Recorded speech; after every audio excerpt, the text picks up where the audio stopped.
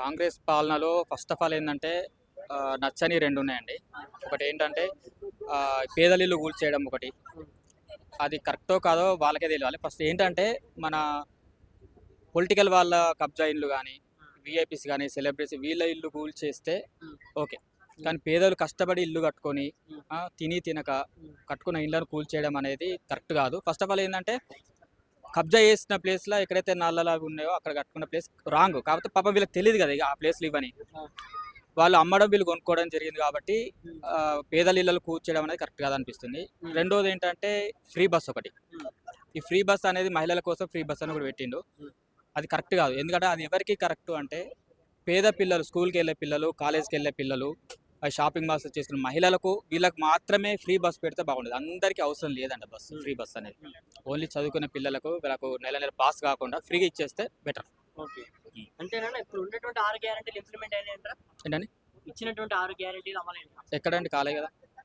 ఏం కాలేదు. మీకు ఉచిత కరెంట్ రావట్లేదు 200 యూనిట్లు? ఇప్పుడు మా వరంగల్లో ఒక 30% మాత్రమే ఉంది. 30%. మాకు లేదు మీకైతే రావట్లేదు. మాకు రావట్లేదు. 500 గ్యాస్ సిలిండర్ అది రావట్లేదు. రేషన్ బియ్యం, సన్న బియ్యం అంటారు. సన్న బియ్యం అన్ని ప్లేస్లో రావట్లేదు. అన్ని ప్లేస్లో రావట్లేదు. ఫ్రీ బస్ ఒకటి. ఫ్రీ బస్ ఒక్కటి ఉందండి. అది ఎందుకు పనికిరాదు. అది ఓన్లీ నేను చెప్పాను కదా, ఫ్రీ బస్ అనేది స్కూల్ పిల్లలకి, కాలేజ్ పిల్లలకి పెడితే బాగుంటుంది. రైతు బంధు రాలేదండి. నాకు లేదు, తెలిసిన సర్కిల్లో మాత్రం కొంతమందికి రాలేదు రైతు బంధు అనేది. ఆయన చేసిన హామీలలో ఒకటి వచ్చేది ఏంటంటే 30% కరెంట్ ఒకటి, గ్యాస్ ఒకటి. పూర్తిగా అమలైంది మాత్రం ఫ్రీ బస్ అంతే. అంతే. ఎందుకండి వాళ్ళకి ఫ్రీ బస్ లేడీస్కి ఎందుకు అవసరం లేదు కదా. పనికొచ్చే వాళ్ళకు, పేద ప్రజలు అంటే ఎవరు, చదువుకునే పిల్లలకు పాసులు తీసేసి ఫ్రీగా పెడితే బెటర్. అందరు ఎక్కండి జుట్లు పట్టు కొట్టుకుంటున్నారు సీట్ల కోసం కూడా ఫ్రీ బస్సులో. మన జెంట్స్ ఎక్కినా కూడా వాళ్ళు మొత్తం వాళ్ళ నిలబడుతుంది, మన నిలబడ్డా కూడా నెట్టేసి వాళ్ళే మన మీదకి ర్యాష్గా మాట్లాడడం జరుగుతుంది. గతంలో కేసీఆర్ ప్రభుత్వం ఉన్నప్పుడు కొంచెం పర్లేదండి. అప్పుడు అన్ని స్కీమ్స్ వచ్చాయన్నా మీకు? అప్పుడు ఉన్నప్పుడు డబుల్ బెడ్రూమ్ వచ్చింది మాకు. రైతు బంధు మా సర్కిల్లో చాలా మంది పడింది.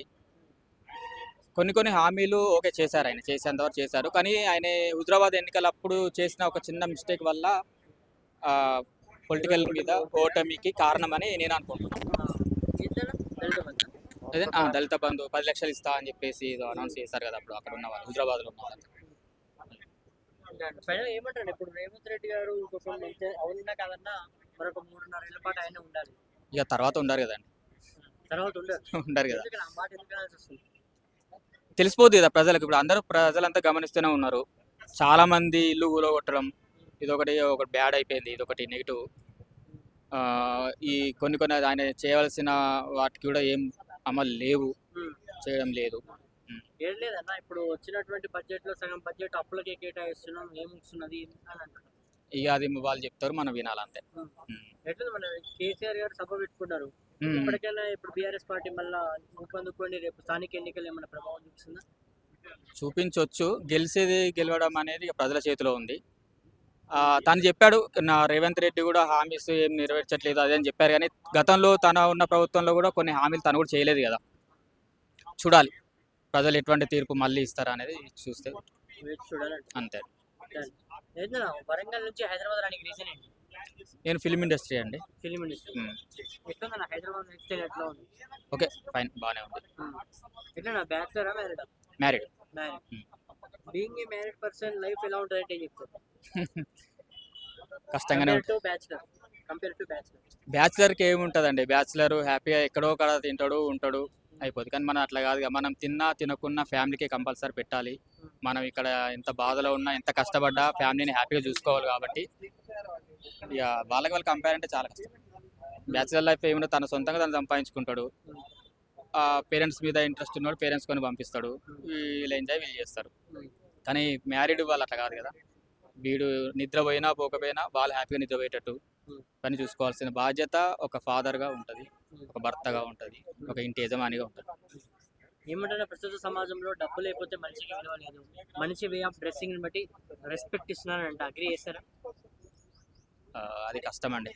అందరూ అలా ఉండరు. డబ్బు ఉంటేనే వీడు వ్యక్తి కరెక్ట్ అనేది కరెక్ట్ కాదు. ఉమ్. మనలో ఉన్న మంచితనం, మనం మాట్లాడే మాటలు, మనం నడిచే నడవడికను బట్టి ఐడెంటిఫై చేస్తారు అంతే. ఉమ్. డబ్బు లేని వాళ్ళని కూడా చాలా మంది దగ్గర తీసుకునే వాళ్ళు ఉన్నారు, సపోర్ట్ చేసే వాళ్ళు ఉన్నారు, చాలా మంది ఉన్నారు. ఉమ్. డబ్బు ఉంటేనే అనేది తక్కువ. డబ్బు ఉంటేనే తక్కువ. కానీ ఈ మధ్య రిలేషన్స్ కూడా కొన్ని కమర్షియల్ అయిపోతాం. కొంతమంది ఉంటారు. మనము ఇప్పుడు రిలేషన్ అనేది ఎట్లుంటుందంటే, మనం బాగా సంపాదిస్తే ఏడుస్తారు, ఉమ్. ఏం లేకపోయినా ఎగతాళి చేస్తారు. ఉమ్. వాళ్ళు ఎవరిని పట్టించుకోవద్దు అంతే మనం. ఉమ్. ఉమ్. ఏమంటారా సమాజంలో సూసైడ్ కేసు ఎక్కువ అంటే స్టూడెంట్స్కి ఏదో సబ్జెక్ట్స్లో పోతున్నారు లవ్ ఫెయిల్ అని చెప్పేసి చిన్న చిన్న ఇష్యూస్కి సూసైడ్ చేసుకుంటూ ఉన్నారు. అటువంటి వాళ్ళకి మీరు ఏం సజెస్ట్ చేస్తారు? ఫస్ట్ లవ్ అండి. ఉమ్. ఇంకా కొన్ని కొన్ని ఉన్నాయి, పెళ్ళైనాక కూడా వేరే రిలేషన్స్లలో ఉంటూ భర్తని చంపేయడం, లేదా భార్యని చంపేయడం, పిల్లల్ని చంపేయడం, ఉమ్. ఇది కరెక్ట్ కాదు. ఉమ్. నా ఉద్దేశం ఏంటంటే, ఒకవేళ మీకు ఇంకో వ్యక్తి మీద ఇష్టం ఉంటే, అతనితో లైఫ్ ఉండాలనుకుంటే, భర్తకు చెప్పేసి పిల్లలు చెప్పేసి వెళ్ళిపోండి. ఉమ్. కానీ పిల్లల్ని చంపడం, భర్తను చంపడం కరెక్ట్ కాదు.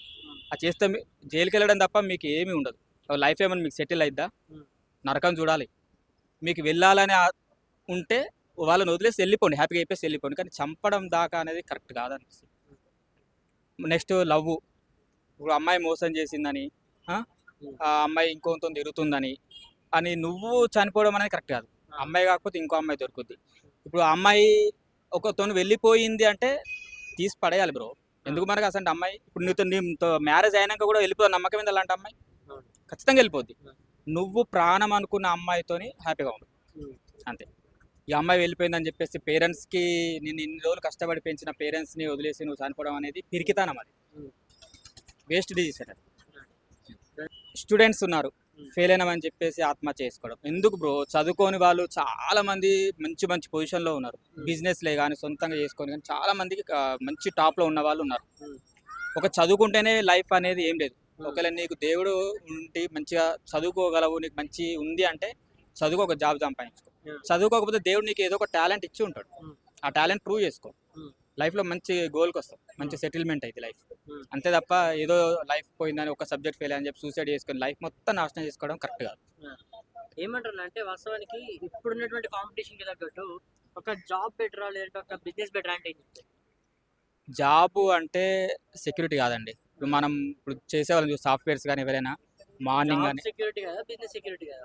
జాబ్ సెక్యూరిటీ కాదు. Job security. గవర్నమెంట్ జాబ్ అయితే సెక్యూరిటీ. ఓకే. ఈ ప్రైవేట్ ఎంప్లాయీస్ వాళ్ళు అయితే ఏంటంటే మార్నింగ్ 9కి వెళ్తారు, ఈవినింగ్ 7, 8కి వస్తారు. మళ్ళీ నైట్ షిఫ్ట్స్ ఉంటాయి వాళ్ళకి. వాళ్ళు ఎంత సంపాదించినా అవే 1,00,000, అవే 50,000, అవే 60,000. వాళ్ళు ఒక ఏజ్కి వచ్చిన తర్వాత ఆ జాబ్ చేయలేరు.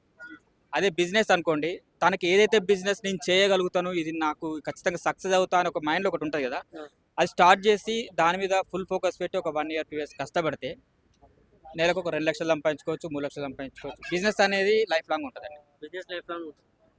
కష్టపడాలి. కాకపోతే ఏదో బిజినెస్ పెట్టి కూర్చున్నామా కాదు, దాని డెవలప్మెంట్ ఏం చేస్తే డెవలప్ అవుతుంది, ఇంకేం చేయాలి, కస్టమర్లు ఎట్లా అట్రాక్ట్ చేయాలి, వాళ్ళకి కస్టమర్స్కి ఇంకా కొత్త కొత్త థాట్స్ ఏం తీసుకురావాలి, వాళ్ళు మనం అట్రాక్ట్ అవ్వాలి ఏం చేయాలని వాళ్ళకి ఒక ఐడియాతో చేశారనుకోండి, కంపల్సరీ గెటిన్ అవుతారు. ఏమంటారు అంటే ఇప్పుడున్నటువంటి ఫ్యాషన్కి తగ్గట్టు ఎటువంటి బిజినెస్ క్లిక్ అవుతుంది? బిజినెస్ అంటే చాలా పోటీగా ఉన్నాయి. చెప్పాను కదా, వాళ్ళ మైండ్ సెట్ ప్రకారం, వాళ్ళకున్న ఐడియా ప్రకారం అయితే బెటర్. ఇది ఏది పోటీ ఉన్నా కూడా నేను కష్టపడతా, నేను చేస్తా, ఈ డెవలప్ చేస్తాను, కంపల్సరీ డెవలప్ అవుతుంది అండి. వాడు ఏదో పెట్టినా నేను నెక్స్ట్ మన దాని పక్కన పెడితే అట్లా కాదు. మనకి ఏది ఇంట్రెస్ట్, మనం ఏది చేయాలనుకున్నాం దానికి ఫుల్ ఫోకస్ పెడితే కంపల్సరీ సక్సెస్ అవుతుంది.